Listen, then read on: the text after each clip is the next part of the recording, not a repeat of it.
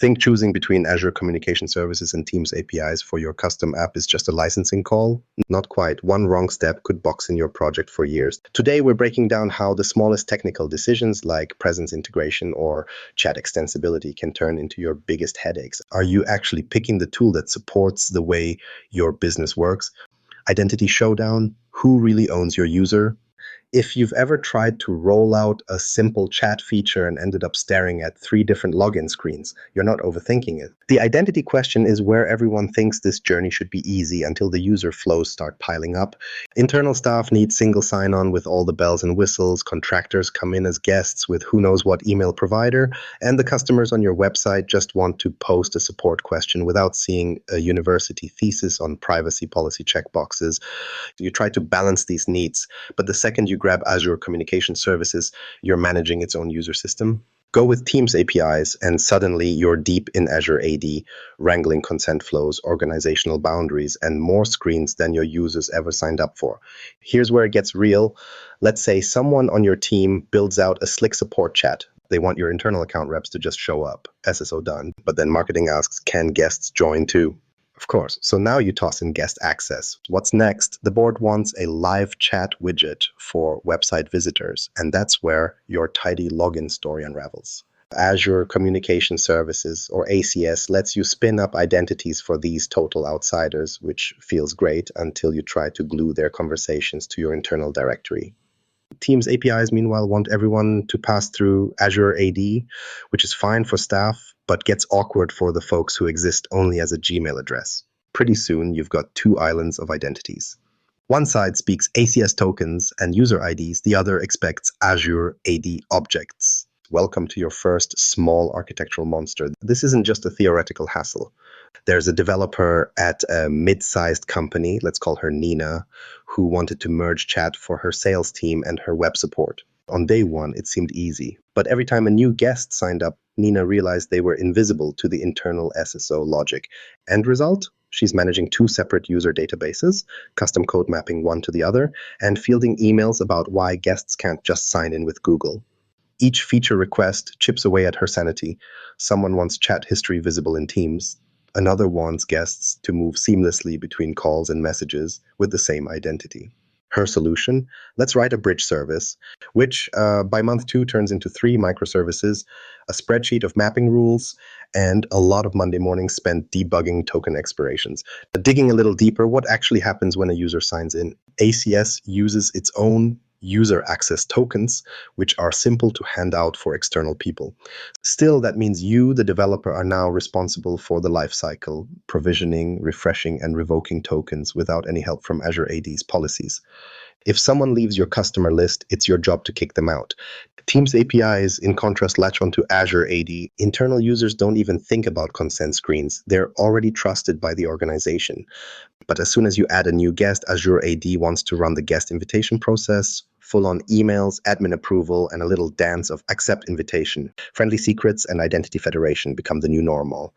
And the moment you dare to reach outside your company, you're back at square one, building logic to connect the dots between ACS tokens and Azure AD objects. Security flows? Well, ACS gives you a sharp knife. Full control, but all the liability.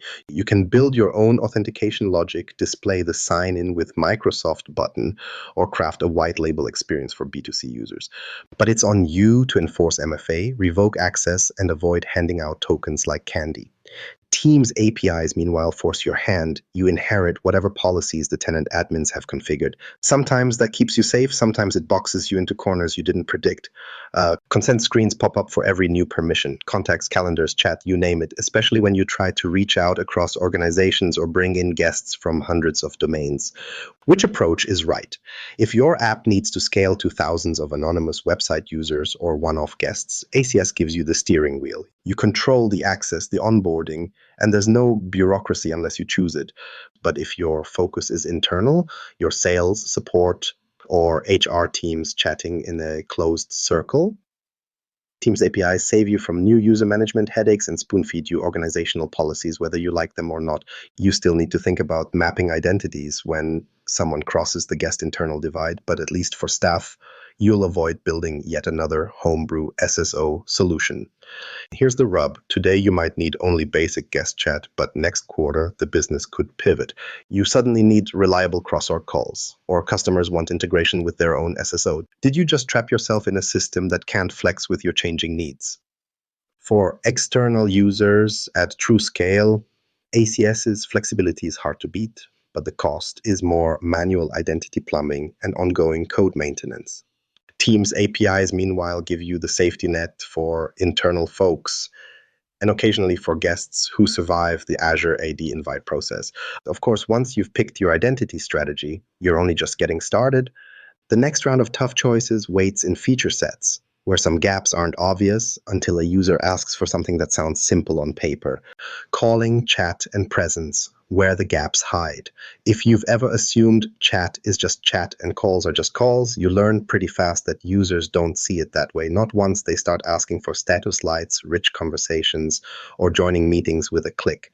Out of the box, it's easy to check the boxes. Both Azure Communication Services and Teams APIs advertise voice and video calling, messaging, and even simple notifications. Where it gets interesting is what happens when you need one more thing, like showing which reps are on a call or letting someone react with a thumbs up mid-conversation. The differences feel small on a sales pitch, but can flip your whole app experience once you start wiring up real features. Start with presence. The reality is Teams APIs have this locked down. Presence updates, the little green, yellow, or red indicators that light up next to users, come baked into Teams and by extension its APIs.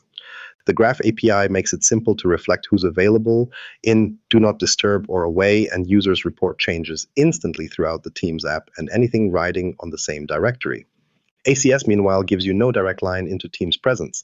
If you're thinking, I'll just display who's available from the sales team in my customer portal, ACS won't fetch that from Teams out of the box. To get presence with ACS, you'll need to roll your own, track when a user is in a call, simulate away or offline. Or, if you're determined, build a complicated sync with Azure AD and Teams APIs, none of which ships with clear documentation or support.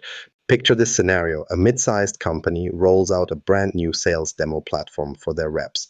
They choose ACS since it lets them embed chat and call features on a custom site. All good until leadership wants to surface real-time status for every rep, so customers don't ping someone who's already in a call.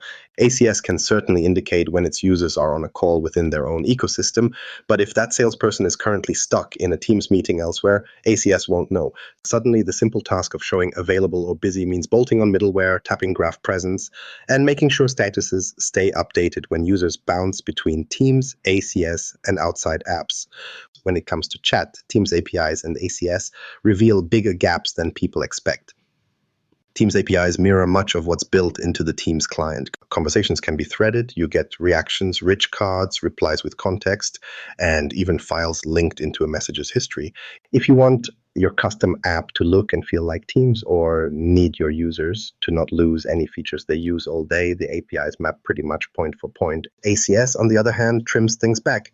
Chat is plain, no threads, basic message reactions, and you're left to add features like conversation context and advanced search if they're needed. There's freedom here. ACS won't force you to use Teams UI patterns or impose unneeded baggage. But building up feature parity is a manual job, especially if marketing comes calling for custom emojis, polls, or persistent chat across devices. SDKs drive most integration decisions down the road. ACS takes a broad swing here. It ships with native SDKs for web, iOS, and Android, enabling mobile-first teams or those eyeing embedded chat in an existing app to stand something up quickly. The development experience is fairly unified, and documentation walks you through common use cases. Teams APIs lean heavily on the Microsoft Graph, and for more interactive scenarios, the bot framework. Both offer power, but they come with a steeper learning curve and less hand-holding for those not living inside Microsoft 365 every day.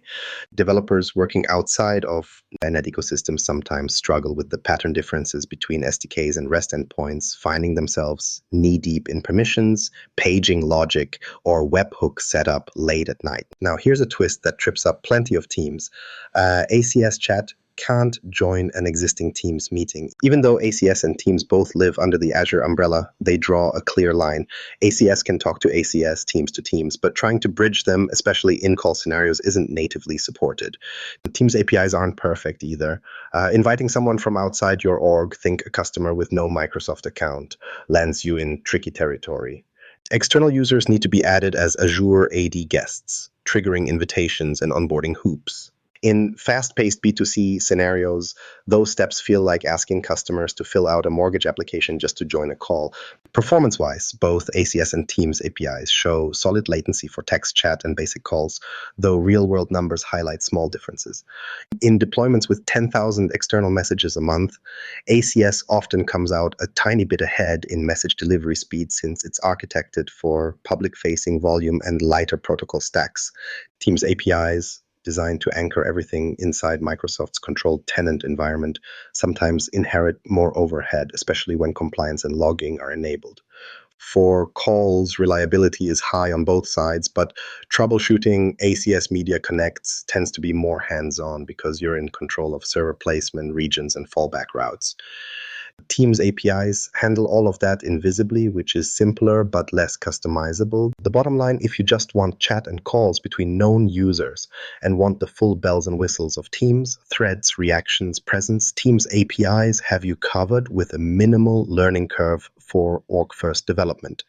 If you need a clean, flexible, and embeddable experience that scales out to guests and external customers, ACS is the route, but you'll spend time layering on features that users might assume are just there by default. But let's say leadership comes knocking with ideas that don't fit any checkbox, combination features, analytics, or custom user journeys. What happens when neither Teams APIs nor ACS offer what your business suddenly needs? That's when the out-of-the-box advantages start colliding with reality, and you end up balancing control, user experience, and how much code you're willing to write and maintain. Compliance, licensing, and the cost you didn't budget for. If you've ever launched a solution, felt pretty good, and then had compliance tap you on the shoulder for an audit or finance reeling after a surprise licensing bill, you already know what we're talking about. The moment your communication features go live, the spreadsheets and checklists around GDPR, HIPAA, and where your data actually lives move from someone's compliance wishlist to the hot seat in your next all hands. Suddenly, even simple chat logs become a conversation about where they're stored, who can access them, and whether you'll need to draft policies by end of quarter. On the licensing side, what starts out as just extend chat to the customer portal can mushroom into a tangle of E3 versus E5 seats, monthly message limits, and per-user surcharges with very little warning. Let's look at how these two platforms split the difference. If you go the Teams APIs route, you inherit all the compliance guardrails baked into Microsoft 365. For organizations used to paperwork, that's a huge relief. You get Microsoft's data residency options, built-in encryption, e-discovery, legal hold, DLP, the whole set. But there's a catch. That convenience comes with the licensing model Microsoft loves. Every user consuming those APIs needs a proper license, usually E3 or E5. If you want to unlock things like advanced audit or compliance, prepare to stack on extra SKUs or navigate premium graph API limits that don't always show up in the first demo. Message limits, throttling, and hidden quotas aren't a hypothetical, they're a reality the minute your usage spikes. For smaller or internal-only projects, this is manageable. Once external users pile in, costs become less predictable, and keeping the CFO happy starts to feel like a second job. Now, ACS takes a different route and drops a different set of responsibilities in your lap. At first, the pay-as-you-go pricing is almost refreshing. You pay for calls, SMS, and messages as you go, and there's no tie to Microsoft 365 seats. For startups scaling B2C chat or adding voice to a support portal, this model is easier to defend at budget meetings. But you trade simplicity in one area for complexity in another. ACS hands you raw building blocks. You decide where messages, recordings, and metadata are stored, and you sign up for encrypting those pieces, managing states, implementing data retention, and if you're in a regulated industry, running your own compliance audits. If your legal team comes knocking and asks for audit logs or proof of secure deletion, there's no e-discovery button. You're writing scripts, wiring up CM connectors, and hoping your app's audit events line up with what your compliance leads want to see. Here's a real story. A regional healthcare group decided to roll out chat for patient-doctor consults. They used ACS to keep costs down and control the user experience. Launch was smooth. 2 weeks later, they received an urgent audit request. Where were encrypted chat logs stored? Who had access, and was anything kept outside of their cloud region? It took a week of engineering time, combing through diagnostic logs and a couple of late nights pushing updates just to tick off all requirements set by HIPAA.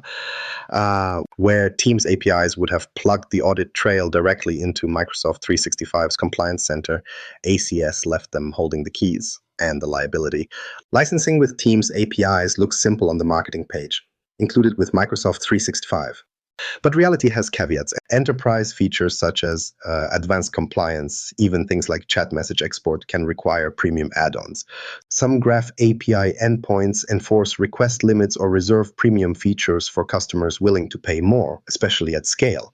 Suddenly, building an app for 100 staff isn't just another internal project. It means synchronizing with whoever manages your corporate licenses, tracking usage, and finding out mid-quarter that the free feature now needs an add-on license. Regions and data residency become another design lever. Teams APIs keep all data in the existing tenant, following Microsoft's standard commitments for regional availability. This makes it simple for most compliance teams. Data doesn't need to move, and there's a clear story during audits. ACS, on the other hand, gives you far more freedom.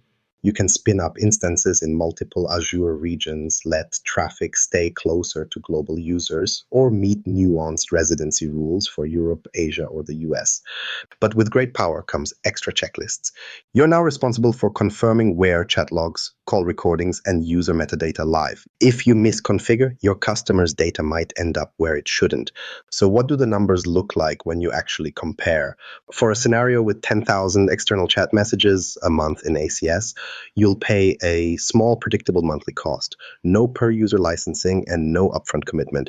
For Teams APIs, licensing 100 users, say for a support team, all year under E3, E5 becomes expensive upfront, but that predictable spend satisfies most procurement teams. The kicker comes if your user base spikes. ACS scales smoothly in cost, but you'll need to revisit compliance every step. Teams APIs lock you into licenses, but compliance is mostly a solved issue as long as you don't break boundaries by exporting data elsewhere. Storing chat logs outside Microsoft 365, especially when using ACS, is the classic compliance pitfall. Once logs or call data leaves the safety of Microsoft 365, all bets are off. You become the data processor and must prove to regulators that data is encrypted, access is logged, and disposal follows strict retention settings, something Teams APIs typically keep off your plate. This becomes even trickier the minute you go after new customers, global markets, or plan for hypergrowth. If your solution needs to meet foreign regulatory requirements or work for thousands of users you've never met, are you ready to staff up on compliance, or would you rather pay more but let Microsoft handle the headaches? ACS absolutely shines for agile global rollouts and close cost control, but you're taking on the compliance ownership for every new feature and every region. Teams APIs are the safer route for regulated industries, but only if you're comfortable absorbing licensing charges and living with the walls Microsoft puts around your data and users. The wildest part is that no two projects hit these trade-offs the same way. And just as you finish your compliance spreadsheet, someone will ask to add a feature that calls for a new region or a new type of guest access, pushing you back into planning mode before the ink on your last invoice is dry. Hybrid play, when mixing ACS and Teams APIs, makes sense. Most teams look at Azure Communication Services and Teams APIs and assume it's a binary choice. You pick one, then live with what you get. But in the real world, business needs don't line up so conveniently. You'll see edge cases pop up where neither platform has the feature mix or flexibility you need. For example, maybe you want to let external customers message your support teams through a website widget while ensuring those messages show up for internal agents inside Teams. Or you might need to invite guests to a Teams meeting, but those guests can't or won't go through Azure AD Guest Onboarding. Other times, a chatbot needs to serve both employees signed in with company credentials and unauthenticated users out on your public portal. These are the sorts of real-world use cases that push people to consider a hybrid solution, mixing capabilities from both ACS and Teams APIs. Now, hybrid setups sound powerful on paper, and they can be if you're up for handling the messiness. Once you blend ACS and Teams APIs, you're looking at managing identities, data routing, compliance, and even the user experience across platforms. None of that magic is automatic. For instance, take a company that uses ACS to connect with external customers and partners, embedding chat and calling on their main support portal. It works well. Customers get fast direct access without creating a Microsoft account. But then the support team asks to see those same conversations inside Teams alongside their other chats and meetings. Suddenly, you're building a bridge between two identity systems and two sets of APIs. The chat messages need to be captured from ACS, transformed to match Teams conversation structure, and piped into a Teams channel or group chat, while still letting the external user carry on in the ACS-powered web client. Getting this smooth is rarely an out-of-the-box affair. You end up maintaining a middleware layer, usually with some custom microservices responsible for translating between ACS and Teams APIs. Identity is often the earliest sticking point. You need to map ACS users, often identified by simple ACS tokens, which could be anonymous or loosely tied to a customer record, to Azure AD users or guests for Teams. If you want presence syncing, for example, letting a customer know if an agent is available before starting a call, you have to pull presence data from Teams using graph and update status in ACS, since ACS doesn't know about Teams presence natively. This identity bridge quickly becomes the linchpin. Every message, call, or presence update passes through it, so it must be reliable, secure, and up to date with changing policies on either side. It isn't just identity that requires bridging. Message routing brings a new set of challenges. ACS chat content uses its own format and schema, while Teams chat is tightly integrated into Microsoft 365's compliance, threading, reactions, and message history. You need to map each ACS message onto an equivalent Teams message object, sometimes paring down features, say stripping custom media or metadata that Teams won't interpret, or simulating threads if ACS didn't start with one. Attachments can be particularly tricky. Teams expects files to live inside OneDrive or SharePoint, while ACS typically references blobs or external URLs. If you want to keep everything auditable, your middleware also has to apply encryption, retention policies, and logging so you don't create a compliance black hole between systems. This pattern isn't unique. Experts in the Microsoft ecosystem, especially MVPs who've seen multiple organizations wrestle with these boundaries, often recommend a hybrid setup for companies in regulated industries or for fast-scaling startups. It's not unusual to see ACS take the lead for B2C scenarios, handling direct customer contact where minimal onboarding and friction-free access matter most. Meanwhile, Teams APIs run the show for B2E, business to employee, keeping internal communication secure, auditable, and in line with company policies. What ties it together is the glue: connectors, message brokers, or serverless orchestrators that handle translation, compliance checks, and sometimes even analytics to ensure everything completes the loop. If you're a whiteboard person, now's the time to picture a hybrid architecture. On one side, ACS handles your public and guest traffic, offering chat, calling, and SMS to the outside world. On the other side, Teams APIs talk directly to staff, routing conversations into a Teams channel or bot. In the center is your middleware layer, mapping IDs, proxying messages, synchronizing status, and handling compliance events. When something goes wrong, a failed message, a new compliance requirement, or just a Teams API update, you're the one responsible for maintaining the bridge. The catch is, hybrid architecture adds ongoing work. You're not only wiring up the initial integration, but owning every update, patch, and little operational quirk that pops up as either platform evolves. Syncing presence is never truly instant. Reconciling chat history across APIs is a chore. And anytime Teams or ACS changes their API contracts, you're first in line to triage support tickets. Documentation helps, but there's no official hybrid mode button you can click. Most solutions look more like homegrown mini platforms than plug-and-play boxes. Still, the payoff is hard to ignore. When you need the freedom for rapid external communication and the assurance of internal compliance and audit, mixing ACS and Teams APIs unlocks scenarios neither side can tackle on its own. Just be sure you've got buy-in for the extra engineering overhead and a plan to keep your integration points running clean as both clouds roll forward. Watching usage patterns and feedback for cracks early on pays off a lot more than playing catch up once both your customers and compliance teams start expecting everything to just work across platforms. So, as you start building out that next gen support experience or global B2B portal, know that a hybrid setup can keep you flexible if you're ready to stay hands on and treat your middle layer as a full citizen in your architecture. That's usually where the real opportunities and headaches happen. It's never as simple as picking the tool with the most features on the website.